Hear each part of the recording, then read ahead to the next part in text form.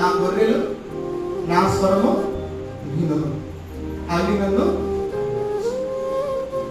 పరిశుద్ధ గ్రంథాన్ని చదవడం, పరిశుద్ధ గ్రంథాన్ని ధ్యానించడం, ఆయన స్వరాన్ని నేను వినాలని ఎలాగైనా సరే పరిశుద్ధ గ్రంథాన్ని చేతికి తీసుకొని దాన్ని ధ్యానించడం, సేవకుల ద్వారా చెబుతున్న మాటలు వినడం. మనం వినం మార్పులు. ఏంటో ఈరోజు మధ్యలో ఏం చెప్పాలి, నేనన్నా 66 పుస్తకాలు ఇచ్చి తెచ్చింది కానీ ఆమెది ఏమయ్యారు సార్, అయ్యగారు ఏం చెప్పలేదు.